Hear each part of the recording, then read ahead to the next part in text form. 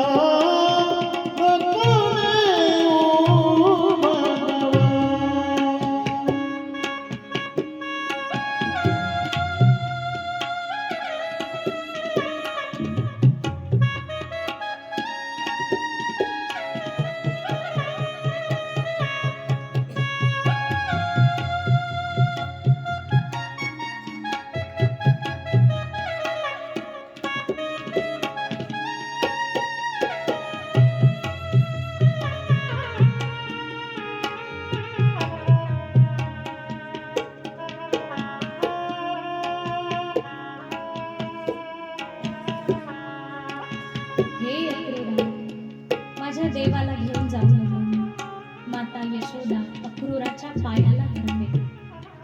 तुला माहिती की अक्रूरा हा भगवंत हा कृष्ण माझ्या डोळ्याचा तारा आहे.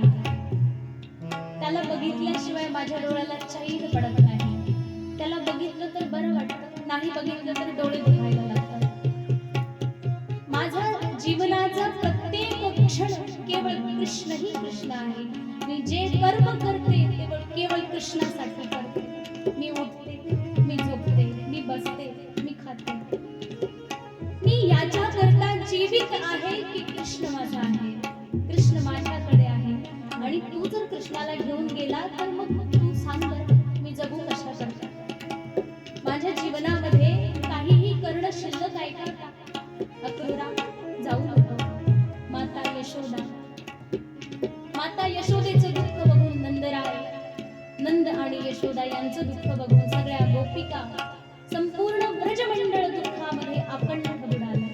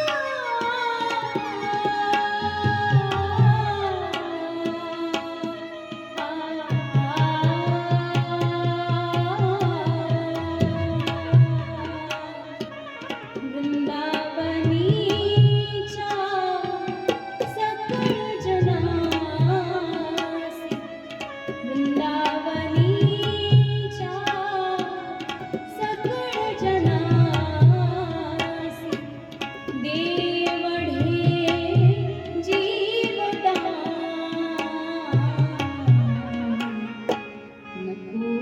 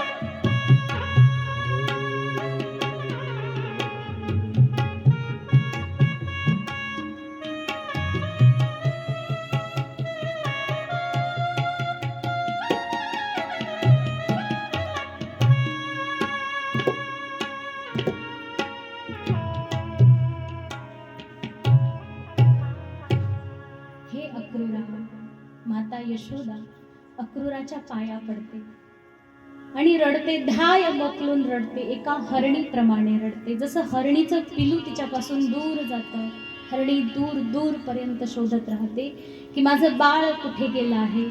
अक्रूरा, तू तर अजून माझ्या बाळाला नेलंच नाही, परंतु विचार कर, कृष्ण जर या दृष्टी आड गेला तर माझं काय होईल. सगळ्या गोपिका, सर्व ब्रजनारी एकत्रित आल्या.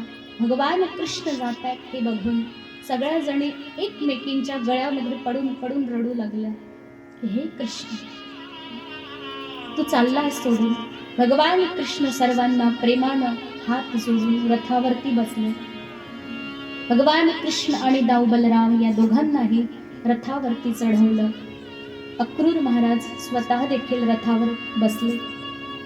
अक्रूर महाराजांनी विचार केला की या ब्रजांगणा केवढं प्रेम करतात देवाला, आज मी यांना घेऊन चाललो आहे. भगवान श्रीकृष्ण आणि दाऊ बलराम यांच्या समवेत सर्व बाल गोपाळ आणि नंदराय सगळेच त्या ठिकाणी मथुरेकडे प्रस्थान करतात.